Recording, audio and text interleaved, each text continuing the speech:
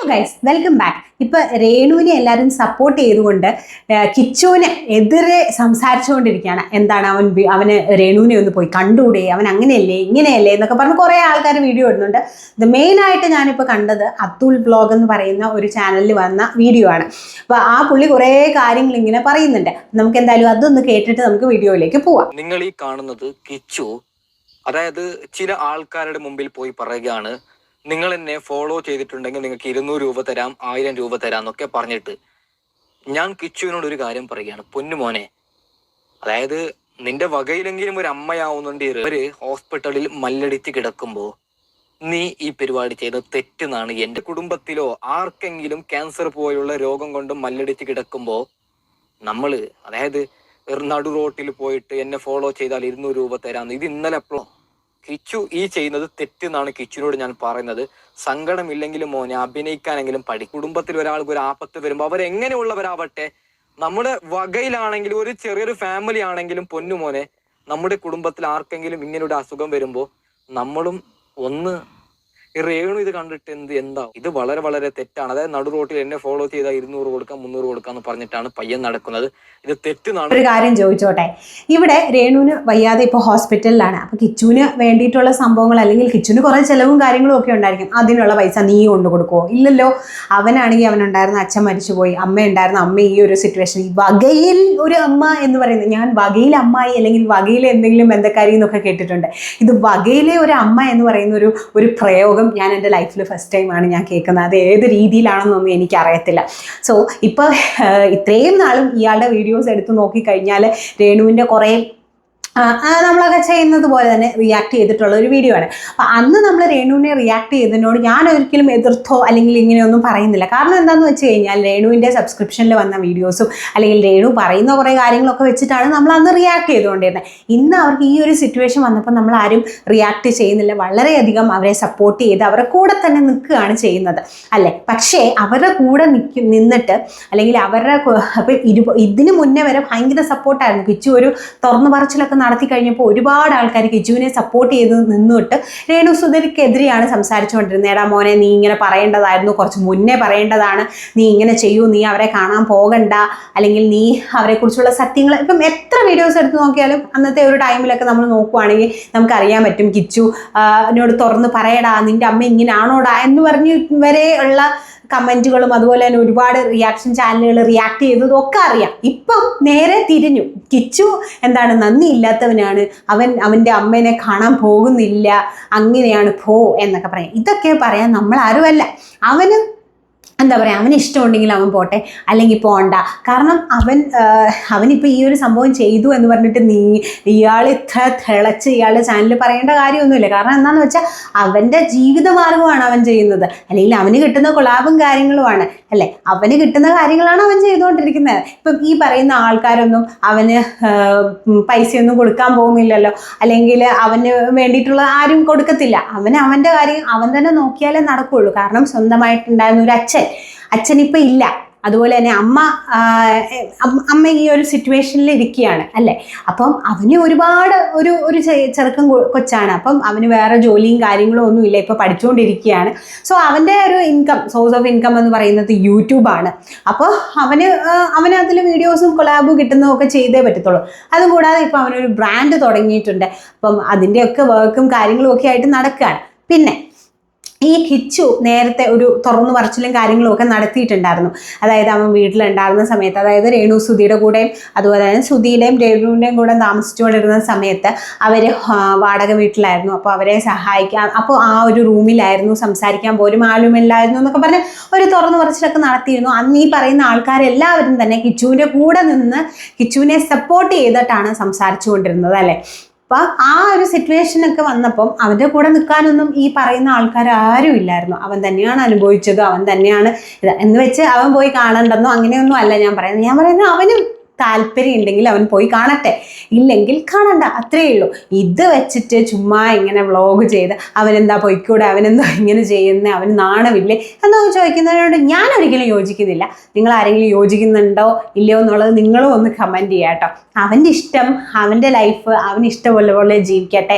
ഇത്രയും നാളും അവൻ ഒരുപാട് ട്രോമാസിലൂടെയാണ്, ഒരു നോർമൽ ഒരു കുട്ടി കടന്നു പോകുന്നതിനേക്കാൾ അപ്പുറമായിട്ടുള്ള ട്രോമാസിലും കാര്യങ്ങളിലൂടെയാണ് അവൻ കടന്നു പോകുന്നത്. സോ ഇപ്പോൾ അവൻ സ്വന്തമായിട്ടൊരു ബ്രാൻഡും അതുപോലെ തന്നെ സ്വന്തമായിട്ട് യൂട്യൂബ് ചാനലും കൊളാബും കാര്യങ്ങളും ഒക്കെ ആയിട്ട് നല്ല അടിപൊളിയായിട്ട് പോയിക്കൊണ്ടിരിക്കുകയാണ്. സോ ഇനി ഒരുപാട് ആൾക്കാർ പോയിട്ട് അവന് അറിയാം പോയി കാണണോ വേണ്ടയോ എന്നുള്ള കാര്യങ്ങളൊക്കെ അവനറിയാം, അവൻ പോയി കാണട്ടെ.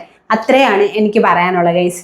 അപ്പോൾ എന്തിനാണ് വെറുതെ ആ കുട്ടീനെ ചുമ്മാ ഇങ്ങനെ ഇട്ട് ചൊറിഞ്ഞ്, അല്ലെങ്കിൽ കുറേ ഇങ്ങനെ ഇപ്പം ഈ അത്തൂൾ ബ്ലോഗിൻ്റെ തന്നെ വീഡിയോസ് നോക്കുകയാണെങ്കിൽ ഇപ്പോൾ സാനിയയുടെ ഒക്കെ ഒരു ഫോട്ടോസൊക്കെ കൊടുത്തിട്ട് ഇപ്പോൾ പറയുന്നുണ്ട് രേണു ഇത്രയൊന്നും കാണിച്ചിട്ടില്ലല്ലോ, രേണുവിൻ്റെ സബ്സ്ക്രിപ്ഷനിൽ ഇത്രയും സംഭവങ്ങളൊന്നും ഇല്ലായിരുന്നല്ലോ.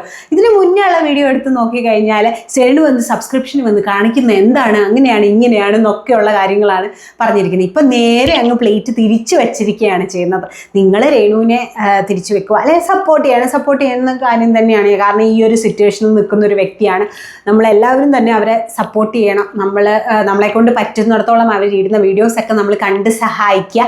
കാരണം ഇപ്പം നമുക്കൊക്കെ എന്ന് പറഞ്ഞാൽ, എനിക്കൊക്കെ എന്ന് പറഞ്ഞാൽ ഇപ്പോൾ യൂട്യൂബിൽ എനിക്ക് എൻ്റെ ഫസ്റ്റ് ഇൻകം വരാൻ പോകുന്നതേ ഉള്ളൂ. സോ നമുക്കൊക്കെ അത്രയും ഇൻകംസും കാര്യങ്ങളും ഒക്കെ ഉണ്ടായിരുന്നെങ്കിൽ എനിക്കും ഇഷ്ടമാണ്. നമുക്ക് അവരെ വെച്ച് നമ്മൾക്ക് ചെയ്ത വീഡിയോസിനൊക്കെ നമുക്ക് ഇൻകം കിട്ടിയിട്ടുള്ളത് കൊടുക്കാൻ, അല്ലെ നമ്മുടെ സായി ഒക്കെ ചെയ്തതുപോലെ ചെയ്യാൻ താല്പര്യമുണ്ട്. പക്ഷേ നമ്മളെ ചാനലൊന്നും അങ്ങനെ റീച്ചൊന്നും ആയിട്ടില്ല, അല്ലെങ്കിൽ അത്രയും വ്യൂസും കാര്യങ്ങളും ഒന്നുമില്ല. അപ്പോൾ ഇത്രയും നെഗറ്റീവ് പറഞ്ഞ ഒരാൾ തന്നെയാണ് ഇപ്പോൾ പൈസയൊക്കെ കൊടുത്ത് സഹായിക്കുന്നതാണെങ്കിലും. കാരണം നമ്മുടെ രേണുവിൻ്റെ കൂടെയുള്ള കുറേ ആൾക്കാരുണ്ട്, മറ്റേ സജീന അങ്ങനെയൊക്കെ പറഞ്ഞ് കുറേ എണ്ണങ്ങളൊക്കെ ഉണ്ട്. അപ്പോൾ അവരൊക്കെ കുറേ സപ്പോർട്ട് ചെയ്തിട്ടും വീട്ടിൽ പോയിട്ട് വീഡിയോ എടുത്തിട്ടും ഭയങ്കര റീച്ച് അവരുടെ ചാനലിൽ ഉണ്ടാക്കുന്നതല്ലാതെ ഒന്നും കൊടുത്തോ അല്ലെങ്കിൽ ഹെൽപ്പ് ചെയ്തോ ഒന്നും നമ്മൾ കണ്ടിട്ടില്ല, അറിയില്ല. എന്നാലും നമ്മൾ വെളിയിലൊന്നും കണ്ടിട്ടൊന്നുമില്ല. അപ്പോൾ എന്തായാലും നമ്മൾ രേണുവിനെ സപ്പോർട്ട് ചെയ്തോളൂ, അല്ലെങ്കിൽ രേണുവിനെ കുറിച്ച് റിയാക്ട് ചെയ്തോളൂ. പക്ഷേ ഒരിക്കലും അത് സപ്പോർട്ട് ചെയ്യുന്നു എന്ന് വെച്ചാൽ അത് കിച്ചു എന്ന് പറയുന്ന ആ ഒരു കുട്ടിക്ക് നേരെയുള്ള സൈബർ അറ്റാക്കിലേക്ക് പോകരുതെന്ന് മാത്രമാണ് എനിക്ക് പറയാനുള്ളത്. സോ ഇനി നമുക്ക് സുധിച്ചേട്ടൻ്റെ അമ്മ സംസാരിച്ചൊരു വീഡിയോയും കൂടെ കാണാം. ഒരു പാവപ്പെട്ടവരായിട്ട് നമ്മളിങ്ങനെ വരുന്നത്. ബാക്കി കാര്യങ്ങളൊക്കെ എന്താണ് നമുക്ക് നിങ്ങളോട് പറയാമെന്ന് നമുക്കൊന്ന് കേട്ടോ. ഒരുപാട് കഥകൾ പറഞ്ഞു, കാരണം ഞാൻ അത്ര ദുഃഖമൊന്നും അല്ല. എന്റെ മരുമോളും എന്റെ മോനൊക്കെ കൂടെ വന്നവർക്ക് എന്ത് സ്നേഹമെന്ന് അറിയാവോ. ഇവിടെ അടിപിടിയിട്ടൊന്നുമല്ല പോയത്. അവൻ സ്നേഹിച്ച് എന്റെ ഭർത്താവ് എന്ന് പറഞ്ഞാൽ എന്റെ മക്കൾ ആരെ സ്നേഹിച്ചാലും അവരെ കൊണ്ടുവരണം മോനെന്ന് പറഞ്ഞ് പോയി കൊണ്ടുവരുന്ന ആളാണ്. അങ്ങനെ കൊണ്ടുവന്നതാണ് ഈ രേണുവിനെ. വലിയ സ്നേഹത്തോടെ ജീവിച്ചതാ. പിന്നെ അവന് കോട്ടയത്ത് അവരെ ഫാമിലി അവിടെ ആയതുകൊണ്ട് അവരുടെ ആൾക്കാരുമായിട്ട് അവിടെ താമസിക്കുകയായിരുന്നു. എനിക്ക് കാരണമെന്ന് പറഞ്ഞാൽ എൻ്റെ മക്കളെ ഇവിടെ കൊണ്ടുവരും. വളർത്തിയത് ഞാനാ. 14 വയസ്സ് വരെ ഞാൻ വളർത്തി.